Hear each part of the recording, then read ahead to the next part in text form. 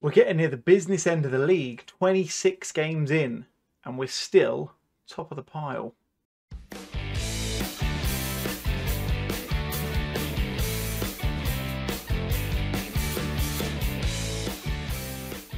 Hello guys, David here and welcome back to episode number 15 of Hometown Hero here on the channel. In today's episode, we're going to be playing the away game against Chelmsford and the home game against Weymouth. Before you do anything like that, please make sure you hit the like button on the video, subscribe if this is the first time you've seen a video, and let me know your thoughts in the comments as you go through it as well. Also, let me know what you think of the nice new logo. This is the first proper video where everything is on brand, if I'm not mistaken. So, massive thanks for FM Samo for sorting that one out. I'll leave a link in the description to his Twitter and stuff like that. Did a really amazing job on it. Stripped it back. Wanted to get rid of the hexagon thing. And yeah, he's done a cracking job of it. Real retro kind of vibe, and I'm really liking it.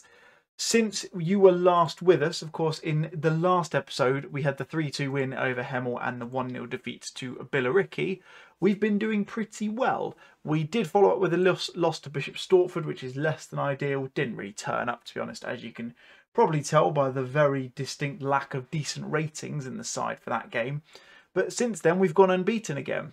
So we won 4-0 against Bath City, 2-0 against Oxford, draw against Braintree, 1-0 win over Maidstone, and arguably the biggest result of the run of games that we had was the win over Dover. It was all in the space of the last 10 minutes of the game, as you can see. Dom Jeffries scored a penalty, Miles Bright got the equaliser, Donovan Wilson just went at the other end and scored, because that's what he wanted to do. So as such, we are going into the final kind of stretch of games and in pole position. Amazingly, I still can't believe we're quite at this stage, but we're 55 points on the board, 16 won, 7 drawn, 3 lost. Dover are 3 points adrift of us. Hemel are another 5 points adrift of them with a game in hand. There's going to be, I don't know how many games there are. There's 21 teams, so what we're talking 40 games. 14 games left, so there's going to be 12 left after these two. So we'll do these two and then we'll come back right towards the back end of the season. We will also in due course be getting the youth intake confirmed as well. So if you do want to get involved in that, there's one person who I do owe something to, which I will sort out, and you'll get introduced to him as soon as we've had that one sorted, because I've introduced you to the other guys as well. No, I haven't. No, I have not.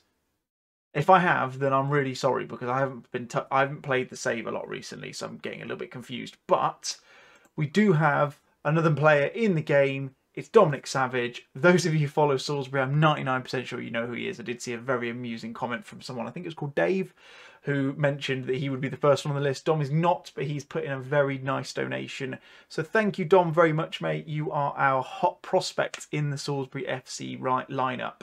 Not ready for first team football yet, not performing at youth team football either, unfortunately, but got a cracking amount of potential, good first touch, good bit of passing, decent work rate. He's determined, so hopefully we can get something good out of him and turn him into a decent player and get him playing some games. Unfortunately, he's not going to play in this side of the year unless we somehow become 15 points clear with 4 games left and we've confirmed winning the title, or we fall massively off and then way out of playoff contention. Hopefully it's the former rather than the latter. I'm sure you'd agree. Anyway, enough of me rambling. Let's get into the first game of the episode. The team that we're putting out is slightly different to what you may have seen. We have had to make a few changes and bring a few players in just due to injuries and the like. I did mention in the last episode, I think it was, about just a lack of depth in certain positions. I've tried to address the balance a little bit wherever I can. So we're going to start off with Marcus Beauchamp in goal, mainly because he's moaning. So we need to give him some game time so he doesn't just bugger off, because we are blessed, of course, as I mentioned many times, with 2 very good goalkeepers. But Alexis has been keeping Marcus out of the squad for a while, so it's time to let him have a run in the team. Smith's going to be in the left-back position, Chamberlain Gale and Bradley Green the centre-halves. New signing Ben Mundele, or Mundele, I don't know really how you pronounce it. He came in from Cray a couple of weeks ago. Main reason was Brooklyn Genesini got injured, Jake Cope got injured, Thistleton had to move over there. It was all a very big, messy situation we were stuck in. Don't get me wrong, right now, he's not the best player in the world. I've got to be honest. But he's on a cheap wage, he's in till next season, and he's got bags of potential. So I'm quite happy with him coming in just for now. Midfield 4 is Diaz, Nippard, Jeffries and Thistleton. Cope is currently recovering from a knock, as you can see, so he's a little bit under under fitness at the moment. And then it's Danny Waldron, who's replacing Marvin Brooks because, again, he's in better form at the moment. And Donovan Wilson, who I think I mentioned in the last game as a potential backup rotation option for Warren Bentley. He's in the squad because, again, Warren Bentley is slightly unfit and a little bit tired. But as you can see from his ratings, Donovan Wilson coming in rich form, which is what you like to see. Anyway, I've talked far too long because all I've done is introduce you to the squad. I've been going for far too long already. So let's get into the game. We're at Chelmsford City's ground, the Melbourne Community Stadium. I'm not sure what the link is there. And yeah, let's try and get another win under our belts, keep the run going, and hopefully push on to promotion. Of course, those of you who are aware, the Vanarama North and South only have one automatic promotion spot. Otherwise, it's playoffs all the way down to 7th, I think it is, which is never fun. Let's be honest. But Wilson's coming forward. Hopefully, we can get a nice early goal. Takes a chance. Bit of a rubbish effort from Donovan Wilson, to be honest. Room for improvement. Chance for Chelmsford now. What are we, 8 minutes in? Or just under 9 minutes in. Oh, I thought it was going to be a penalty from Sean Smith there. It wasn't. We've gotten away with it. We're okay, fortunately. And there you go. There is the effort. Victor Fundy, as I'm clearly looking at something else on the screen over there. And yeah, that's not great, is it? It's not the way this game was meant to go. Chelmsford kind of just sat in mid-table, really. Loco gets above. I think that's Gardner. Oh, no, Bradley Green, he got above, which is not what I expected. And Chelmsford are 1-0 up. Who are Dover playing? They're playing Concord at the moment. So they've got a difficult clash in front of them. Where are Chelmsford in the league? Jeez, they're down in 17th. Come on, lads. Better than this. Dover are winning, so they go above us courtesy of goal difference. Now they're not. Now they're drawing. I forget I said anything. Mundelli with a long throw. Straight at the keeper.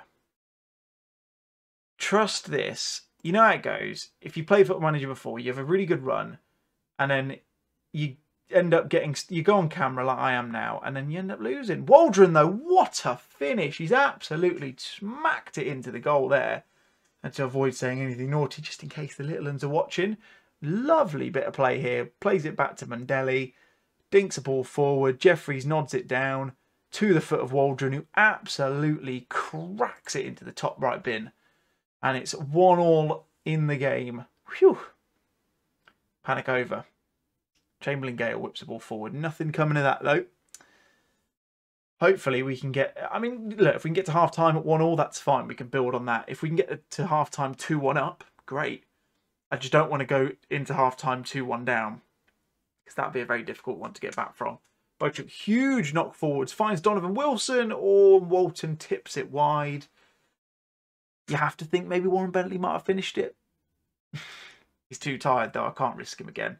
He's not really been in the same ludicrous form that he was last year, to be fair to him. He still scored 26, I think, in all competitions, but it's not quite what he did last year. So maybe we found his level. I don't know. We'll still keep him, though, won't we? Bradley Green picks it up. Dink ball forward. Oh, how has Wilson missed that? How on earth has that not gone? And he's not covering himself in glory in his first outing for you lot, is he? Jesus. That was an awful effort. He had the whole thing to aim at in terms of the goal. Somehow ballooned it over the bar. Naughty Donovan. Ball in from Diaz. Finds Chamberlain. Get out back post. Oh, tipped over. That's not the first time that's come off. Except this time it didn't go in. What's happened here? Free kick.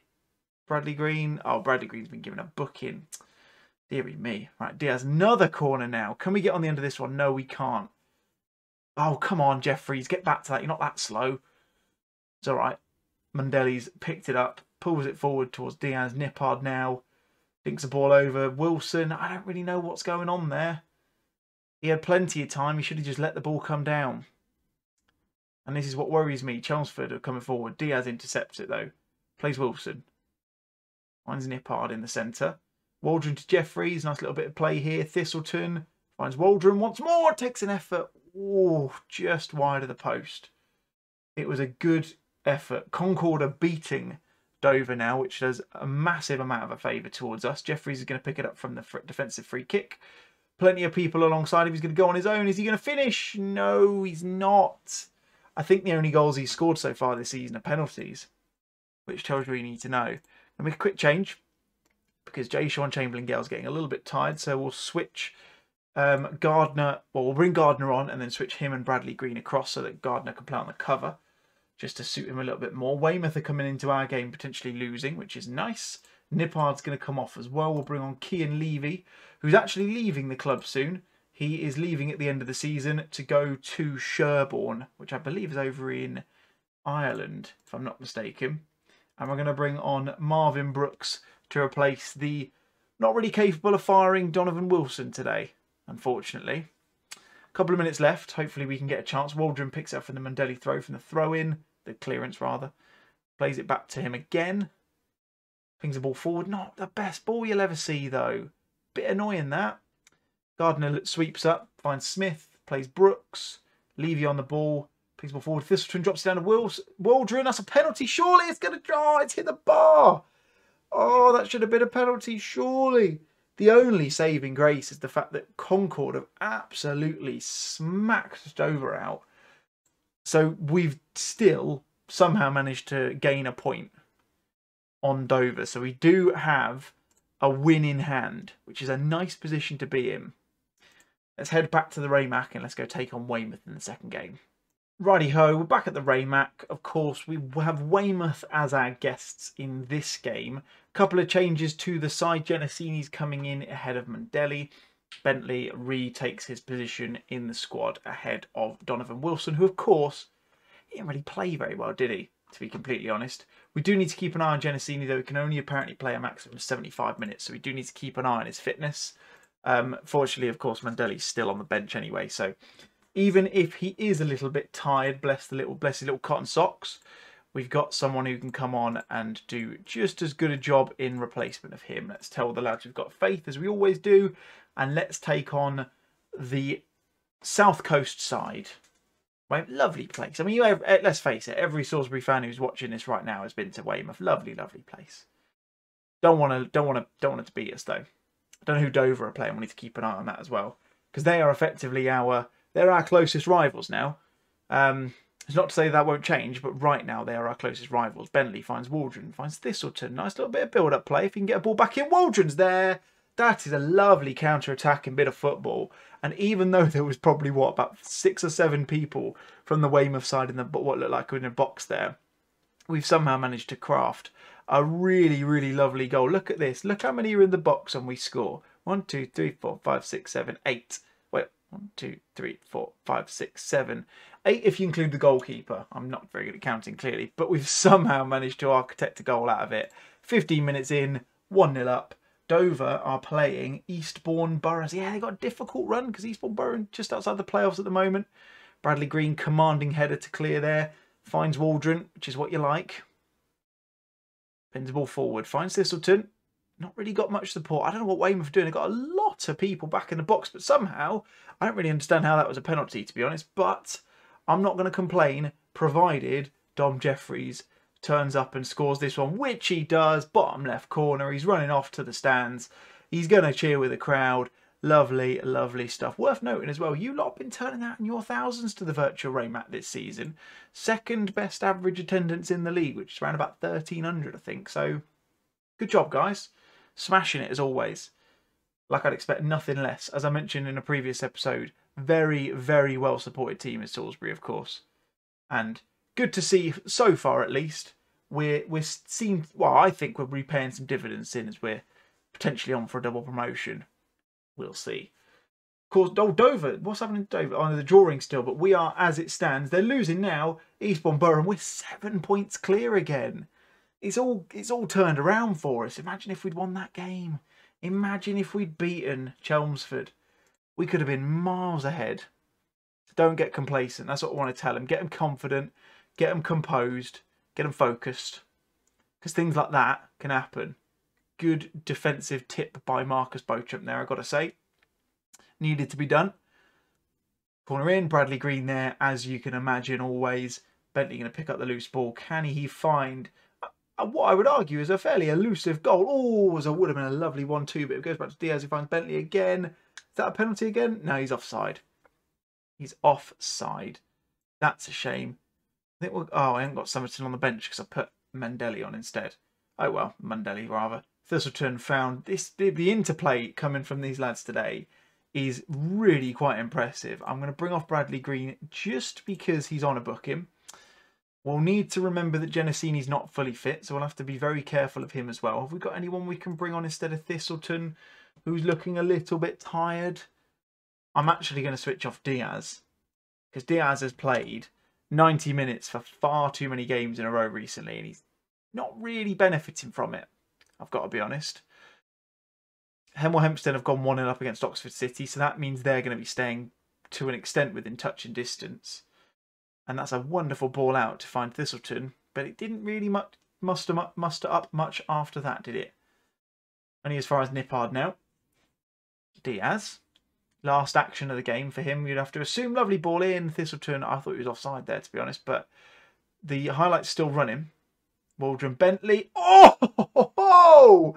Warren Bentley. He heard me talking about his lack of goals in the last few games, and he's come out with an absolute perler.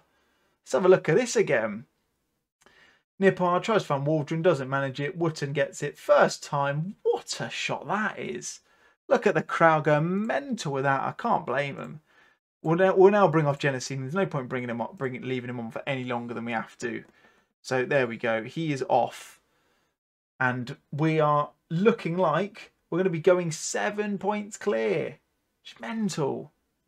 Because Dover are 2-0 down to Eastbourne Borough, which puts them right back in the playoff picture. It's all very close underneath us.